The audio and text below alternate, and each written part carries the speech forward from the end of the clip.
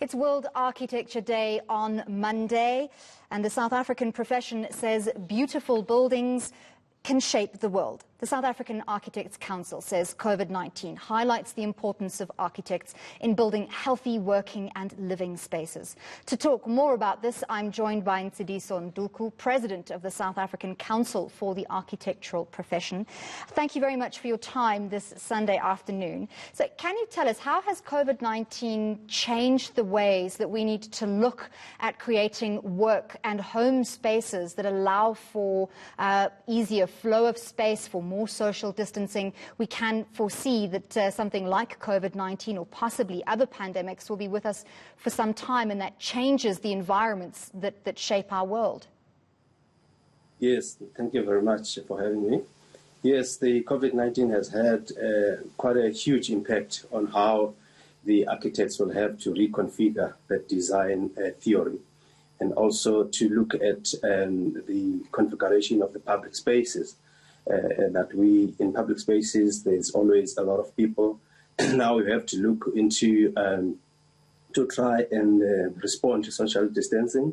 I think we can learn from French Baroque gardens, which actually we can use as buffer zones to actually respond to social distancing.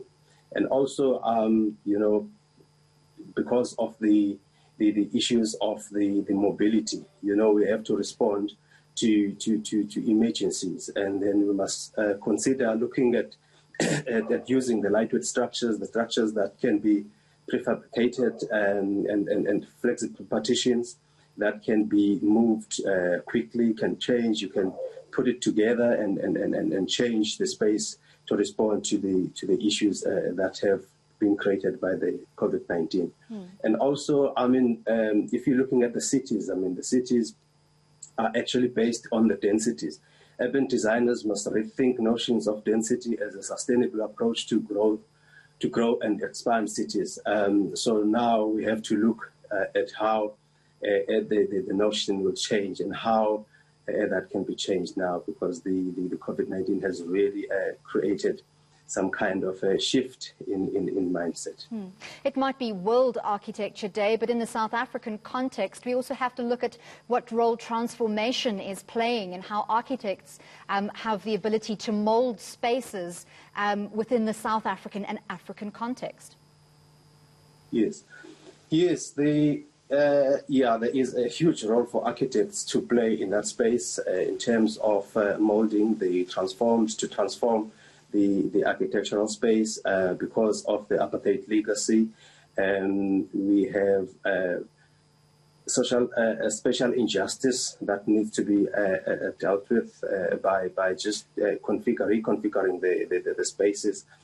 Architects will play a big role in changing and transforming the space, and architecture responding to those spaces, because what has happened in the past, the urban planning has created this segregated city where you have urban centers away from the accommodation or the housing, and people have to use transport, a lot of money spend on transport to travel from the spaces where they stay to the cities, and that is hitting the poor people most, and it has to really be re-looked at, and then we need to actually take that energy and opportunities that are actually presented by our cities, and to try and pull that energy into the areas where poor people are staying.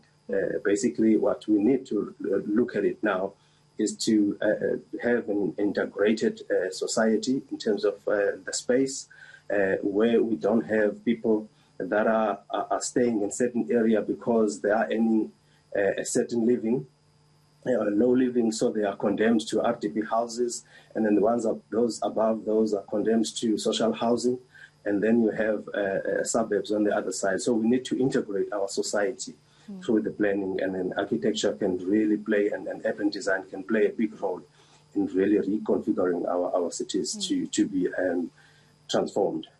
Post-lockdown, we have to look at job creation, and the construction industry is one area of huge potential for job creation. But simultaneously, we also need to look at climate change and the impact of construction on biodiversity and climate change, and trying to use green materials. Where are we in South Africa in terms of measuring ourselves against global best practice? Yes, we have a Green Building Council in South Africa that has been pioneering that direction. But, I mean, the green architecture is supposed to be a normal way of designing buildings.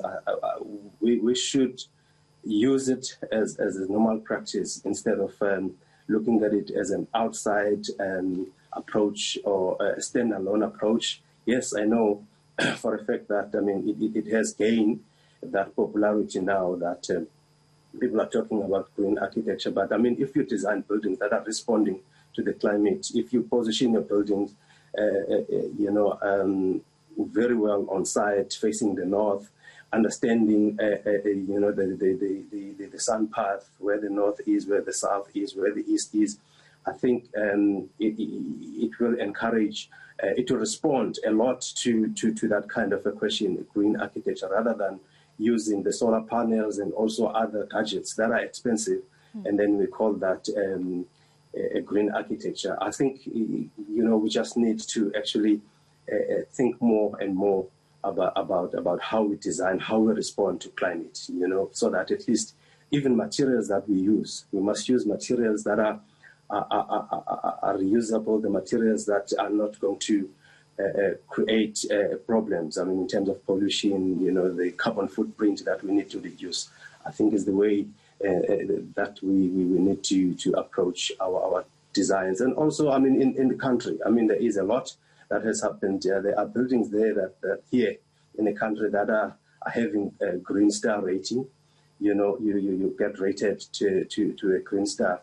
So how much are you actually reducing the carbon footprint? So we have that, and then we've been really, involved in that kind of practice. Well, thank you very much. That was Ntsindiso Nduku, President of the South African Council for Architectural Profession. So much more than just the facade of a building that goes into its architecture.